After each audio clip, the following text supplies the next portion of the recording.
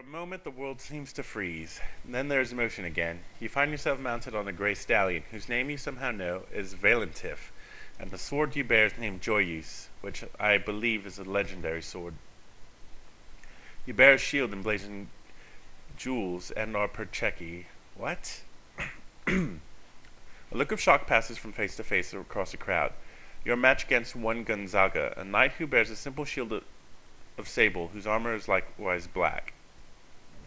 Across the field from one another you take rein. The master drops a pennon, and you couch your lance in charge. Hooves thunder, lances crack. You take stock to realize the lance of your foe has shattered, and he is reeling in the saddle. You cast away your lance, for it is unchivalrous to meet the foe on uneven terms. He salutes you, and swords drawn, you charge again. You draw nigh, he strikes from above, you cannot dodge, and you realize that your armor is more than natural, for your helm deflects the blow, and you feel not the slightest impact. You knock Gonzaga from his charger. And so it goes through the long day.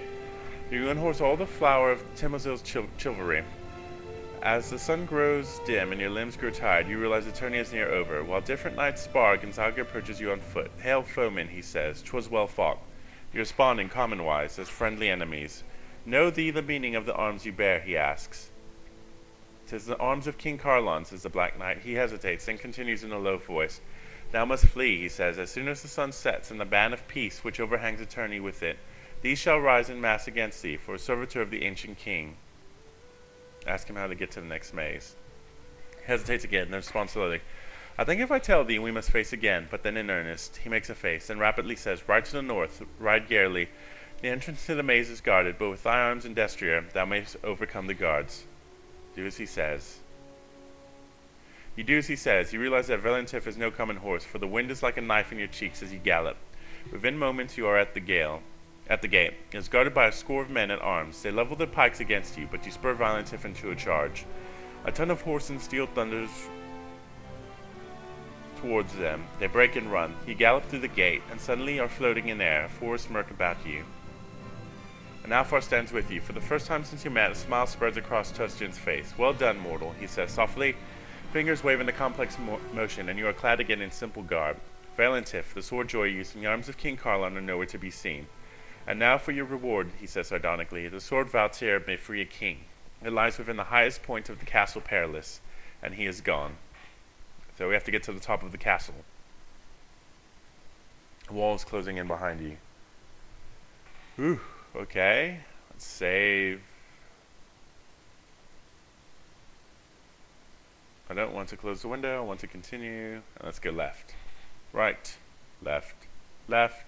Back. Ahead. Ooh, the Silver Glade. The maze opens onto a night forest, and in the forest lies a clearing. Above the moon shines with silver clarity. The creatures of the night make quiet noise about you. The creatures of the night make quiet noise about you. The moment is still, serene, and beautiful. The sky shimmers. You see what seems to be a mist, but resolves into the face of the lady who brings dominion over nature, who brings the rebirth and the harvest. Her face is terrible in its anger. "What mortal dares defy my holy place?" cries a voice that is both as quiet and distant as the hoot of an owl, and as brazen and penetrating as a trumpet's call. You shiver. Are the other gods in league with the mad one? The lady is depicted as being good at heart, but terrible in her wrath.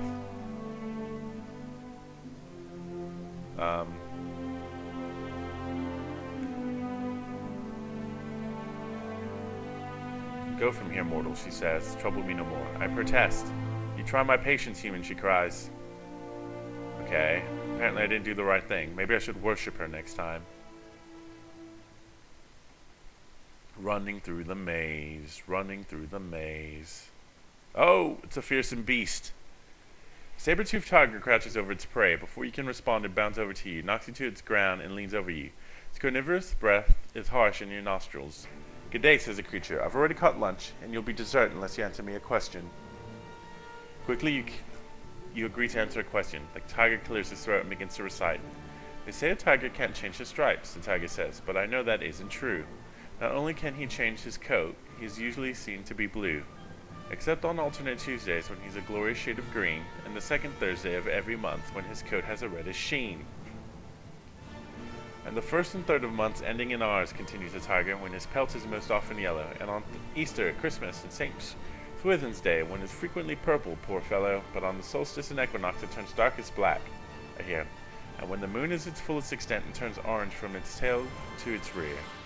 So the question I ask is a simple one, but answer it please, I pray. Give the date and the moon and such. What color am I today? I'm ready to answer. He's yellow. We just saw him. What color is the saber-tooth tiger? Saber-tooth nods his massive head sagely. That's right, he says, as any fool can see. At least any fool who doesn't convince himself that my poetry has deep meaning or some such. It's that way to the next maze, he says, pointing to the east with his nose. Go there. I don't know if I'm in the second maze or if I'm still stuck in the first one. It's hard to tell. Oh, ruins. Lovely. Now, they sure did interesting work with the limited palette that they had for their graphics back then. Ruins, reminders of a better, nobler age. Here were temples, markets, seats of government. Now they are nothing but fallen rock, quarried by peasants to build their hovels. I'll explore them. You find a broken fragment of rock bearing an inscription. Parts of the inscriptions at both sides are broken off. This is what you can read. Ard Voltaire, that Naemon, slew the daemon of Mogroy, Caranthus at Axion. Great power, but often are the wielder. Looks like it may be... Oh, it's a sword! Wait, did I pick it up? Oh, it was the sword that we needed. I hope it's what we needed. I hope we picked it up.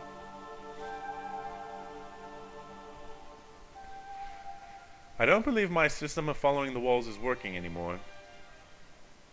I might have to choose a new method. So let's save really quickly. Don't want to close the window. Alright, so we'll do something different now. Just go straight on ahead. Ahead, ahead, left, ahead, ahead, left, ahead, ahead, ahead, back, right, ahead. Now I'm just choosing to move on ahead anytime I get the chance, except I can't do that perpetually. Oh gods, I need to start keeping a map, don't I? Okay. Map time. Back. Take a right. Oh, no.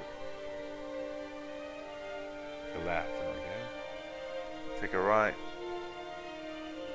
Oh, never mind. We found our way. A fairy ring. I shall approach it.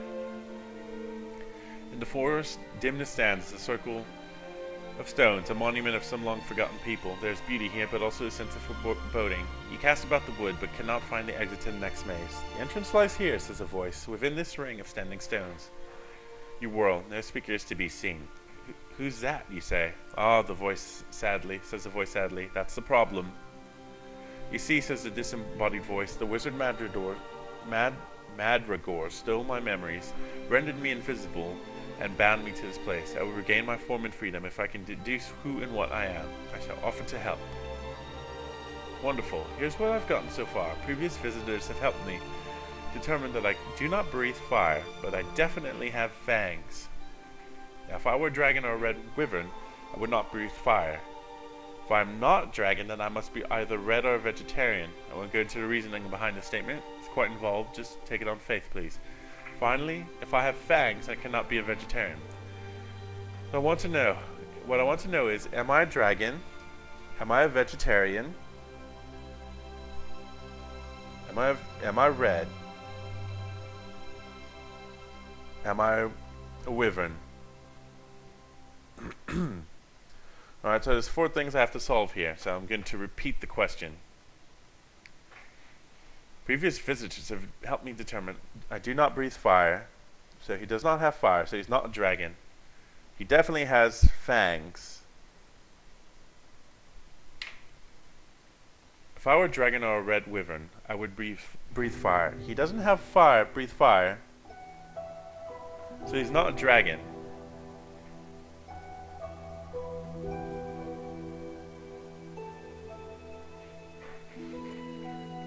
If I were a dragon or a red wyvern, I would breathe fire. He could possibly be... Oh, good gods. Okay. He's not a dragon. He does not breathe fire.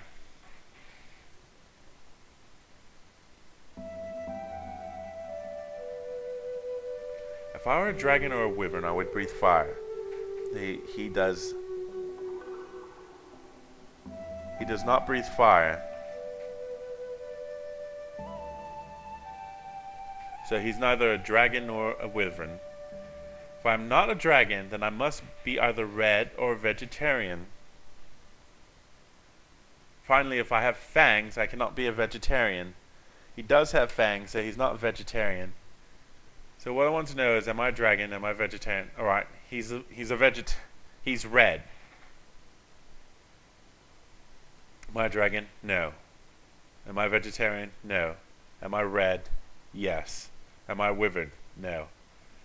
You make perfect sense. I cannot be a dragon because if I were, I would breathe flames. I cannot be a vegetarian because I have fangs.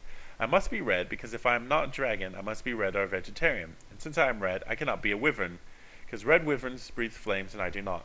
Thank you, traveler, for elucidating my condition. You may now enter Maze Purpure, wherein stands the Castle Perilous. Oh wow, okay. Now I'm just saving quite often because this game has a tendency to crash. Close the window. Let's move ahead, right, left, left. I suppose I don't have to say each direction I'm taking before I take it. I mean, I'm sure that's not pleasant to you either. Besides, if I am playing music, which I'm not sure that I am, but I might be, you might want to listen to it.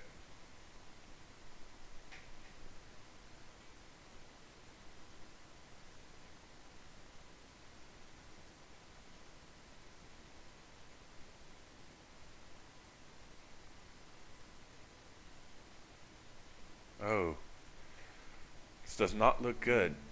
Deserted clearing. Athwart your path stands a knight in sable. Halt ye, quoth he, none may pass here, save those granted leave by my liege, King Timizel.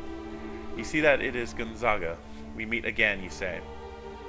He studies you more closely. Is it the Knight of Gulls and/or, he says slowly, well met, yet my orders pertain to you as well as all others.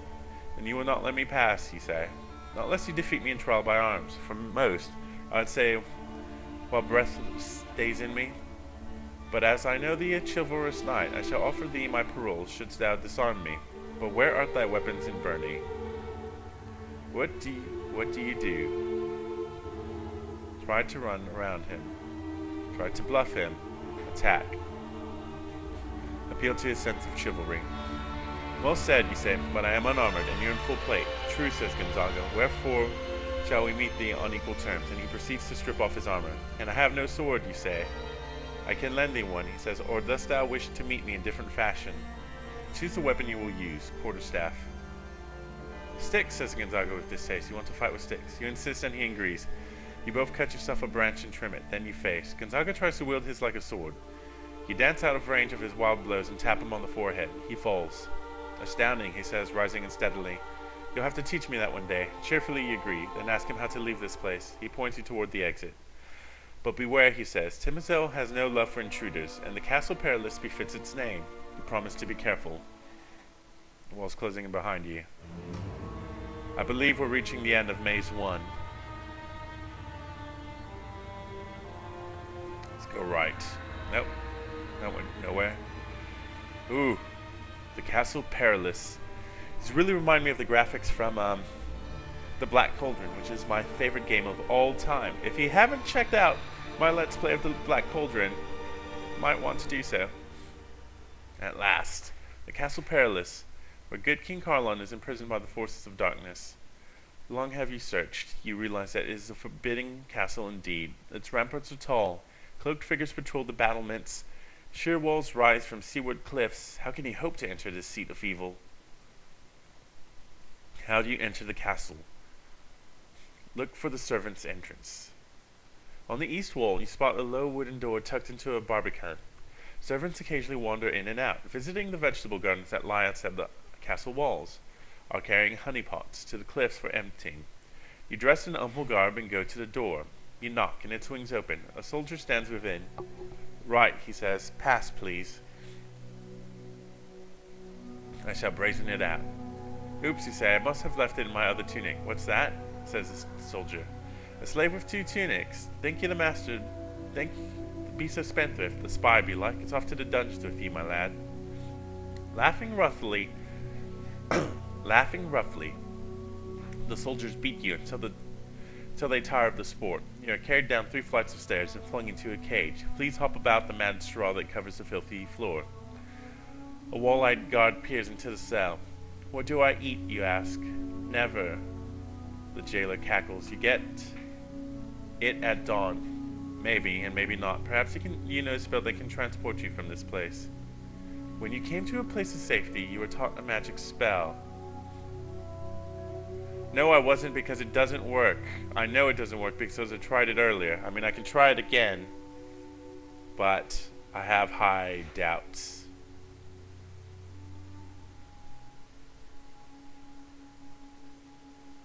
You'll see what I'm talking about in a second. I'm entering all these according to what I was given.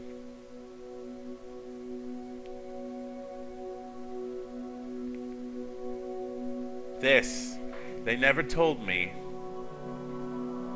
This section, at this point it's supposed to say our garden, but it doesn't. So I just took a guess.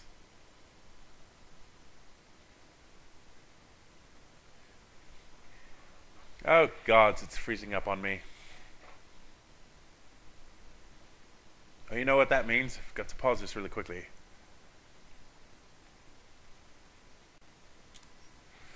Alright, we've returned to the Castle Perilous, and apparently we shouldn't be going through the servants' entrance, so you're going to try something else. Search for a secret exit. Knowing that every villain has a bolt hole, you search the countryside about Castle Perilous for a secret exit. Fate is with you this day, for you find one, a door set in a mound with a passage leading off toward the castle.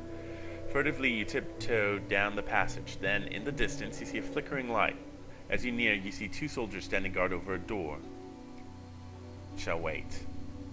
Nothing happens for a long time. Now what? Silently you tiptoe back down the corridor. What happens if we go back? Go to the gate in disguise. Circle around to the north. Moving under the cover of the woods, you circle around the castle to the north. You hear movement and freeze. A line of mounted soldiers ride across the woods. I shall hide and crawl under a rotting log. The line of soldiers pass by you. You emerge covered with rotting gunk and insects. There's nothing of interest to the north of the castle. So, we don't go to the north. Stride boldly. Go to the gate in disguise. Wait till nightfall, then climb all. Search the cliffs by the sea. You make your way down to the shore. There, the relentless pounding of the sea has worn a series of grottos in the limestone cliffs. You begin to explore and soon find a passageway, reshaped by human tools, that leads often upwards toward the castle that lies atop the cliffs. You follow. In darkness, you feel your way along the dang passage until you make out a door, light shining through the cracks around it. Carefully you open the door. Beyond is a torchlit chamber, bustling with activity. Safe from observation in the sheltered alcove, you pause to study your whereabouts. Huge fanning creatures in servants' livery scuttle hither and yon, snarling at each other in passing. Rough soldiers lounge in one corner, torturing a captive and guffawing. A soldier enters the alcove. I shall hide. Shrink against the wall. The soldier stumbles drunkenly into the alcove, weaves about and falls unconscious as you watch. You grab him as he falls, then, after a moment's hesitation, strip off his clothing, don it, and enter the large chamber. You stride across the chamber purposely, as if you knew exactly where you were going. No one gives you a second glance. There are 9 exits from the chamber. Which do you take? Pit with iron ladder descending, stairway down, spiral stairs up. Let's try stairway up. You climb the spiral stairs. Through the window, you see that you are rising high above the courtyard. Finally, you come to a massive steel banded door. There is no handle and no lock. Say, open sesame. The door swings open. You marvel at the foolishness of men who will go to great lengths to protect the treasure rooms with magical spells, and then use such obvious passwords. You peer within. Golden gems, chalices and precious brocades, more golden gems, jewelry and bars of gold and vials of elven wine. There's also a sword in the corner. take the sword, and let's not be greedy, because greed always kills you in fantasy. You pick up the sword, and a feeling of strength and well-being passes through you. You study the jeweled hilt, and know that this is the famous sword of good King Carlon, the sword of Valtir, that slew the Daemon of Mogroy, that Mishaguk took to his death in the Varnish Wars. That you can hold it says that it accepts you as its wielder. With fortitude you turn and leave behind the worthless baubles that fill the treasure chamber, onward to find King Carlon. You stride across the chamber, purposely, as if you know exactly where we're going. Alright, so now we have to find a different way. Pit with iron ladder descending. Seems like it might be some way. Nonchalantly, you walk to a metal ladder and begin to descend. When you're a dozen feet down, a screaming person falls past you and into the depths of the pit. There's a roar from the bottom of the pit, another scream, and then a wet, contented slur. Yeah, let's not continue. Or maybe we have to. Scared but determined, you leap from the ladder to the floor below. You can make out a monstrous form, a hexapod with huge pincers and a sting. Oh, this is the creature that the peasant was talking about, wasn't it? Or was it the blacksmith? One of them. Oh, it was the peasant. Clacking its mandibles hungrily, advances toward you. The sword Valtir leaps to your hand. Despite the aid of your enchanted blade, you know that you only have one chance. Once the monster gets its claw on you, you're dead. You must strike hard at a vulnerable spot. It said go for the sting. And not the eye stalk, not the throat, not the armpits, not between the mandibles, not between the left mandible, not the underbelly. Above the posterior sting is where I believe he said to strike. Your sword sings through the air and neatly cleaves the monster's chitinous armor in twain. Instinctively, you jump out of the way. The monster writhes and bellows in pain. A gush of green ichor spills onto the sand. Your nostrils are assailed by an acrid, burning smell. The monster's death throes are epic. Finally, the beast collapses. Beyond the body of the monster, a passageway leads from the pit. Down it, you see an eerie, verdant glow. You move down the passageway. It opens into a huge chamber. On a dais in its center, a figure of kingly men lies supine, a cube of green imprisoning him. His eyes are open, his face frozen in torment. Scattered around the chamber is an army, men gathering arms, men donning armor, men readying for war. All too are frozen, and all are encased in cubes of green. You go to the dais. Free me, gasps a voice inside your head. How, you ask? Touch the sword Valtir to the dais, says the king. You comply. The green glow fades away. Well met, good knight, quoth Carlon. Nay, sire, you respond. I am no knight, but a common villager. Give me your sword, Carlon says. Hesitantly you hand it to him. Kneel, peasant, he cries. He takes the blade and strikes you with its flat on each shoulder in turn. I call you knight, he says, and knight you be. If not by birth, then by this act I make you so. You rise and King Carlon turns the sword, holding its hilt out to you. Take it, he says. Gingerly you take the hilt. To your surprise, he lets the blade go. It is yours, he says. You gape at him. But sire, you say, this is the sword Valtir that Naemon bore when he slew the Daemon of Mogroy. The king Caranthus wielded it on the field of Axion. Yes, yes, he says, waving a hand. I shall take it. This is a kingly blade, you begin. No, says the king. It was not forged for kings, but for heroic things.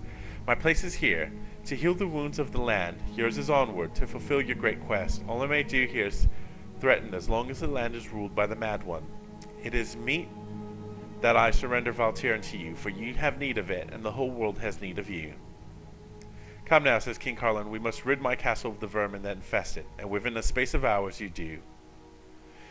Your journey through the maze has just begun, King Carlon tells you. Perils dire, monstrous foes, and diverse things fantastic await you. But come, stay with me a pass. These things we shall discuss, and many others. The rivers are in flood, and travel perilous. When the time is meet, I shall fit you with a charger and equipage, and you may venture forth as befits one of your newfound station. When you play again, select the cipher on the title screen, and chant this spell. Oh, good gods, I hope it works next time. The bonds of time fly swiftly by. The horned one knows what may be.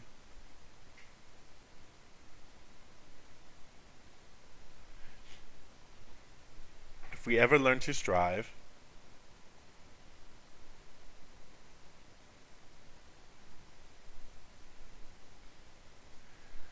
then happiness become our lot.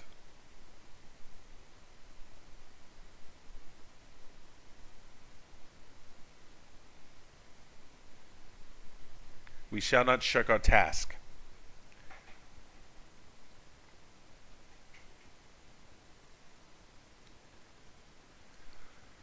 Alright, so I believe we've beaten the first maze. I shall continue just to save my game as a just in case. The months pass, and one morning a page brings you word that King Carlon will receive you in the courtyard of his castle. With him is a sable stallion, spirited and well trained. Carlon strokes his neck and says, "You will need a mount, and Valentif as good as any in the kingdom, and you will need these also." He motions to squires, and they bring forth a chainmail, byrnie, greaves, a traveller's cloak, and a handsome saddle. "My lord," you say, "it is too much." "Nay," says Carlon, "'tis too little, for 'tis inadequate to ensure your success in the second realm of the mad maze. Whether you conquer it or not is not in my hands. All I may do is equip you as best I can. Here." He hands you a purse, heavy with gold and silver. There are gems, too, and a handsome golden armband. This is wealth untold to you. Even Wayland cannot comprehend such riches. "My lord," you protest. "Baubles," says the king. "Now hearken. Each realm of the mad maze, 'tis said, is more difficult than the last. The second level is a sear place, desert and dry. We shall load down your horse with as much water as we can." "What do you know of those who live in the second level?" you ask. Of those who people it, I know little, save that traders who call themselves Atari visited my realm last week. The traders tell me that the maze there grows larger, and are less regular. Those who have braved it says that mapping is no luxury, but a necessity of survival. I urge you to take assiduous care in your sketches. Alas, the second realm has been within the mad maze's skewed walls for longer than my own realm. The mad one has had longer to wreak his will upon its dwellers. You must be wary of them. But this may urge you onward in your quest. 'Tis said that the names of all those who succeed in passing through the second realm are inscribed in a heavenly volume, a scroll of heroes. I believe that that's what you can access at the beginning of the game. Carlon pauses and reflects. "Would that I could go with you. What a grand quest would be." He shakes his head. "But no, I am needed here to mend the wounds of the land and my people." He slaps Valentif's side. "Now go, stalwart warrior, go, and the lady's grace be with you." Feeling like the parfait genteel knight, you spur your mount and wend your way from Carlon's domain toward the perils that lie ahead. Enter the second level. You leave the castle. Hopefully this doesn't break the game. Oh, it actually worked. A wall is closing behind you. So we save, and now we shall quit. You want to close this window? No. Alright, well, I'm going to call it a day there. Thank you for joining us for Mad Maze. I really wish there was some sort of game FAQ, but there's not, and I'm sort of just trying to do the best I can. So if you enjoyed it, tune in again for part 2 when we get through the second part of the maze. Until then, this is Daiichi signing off.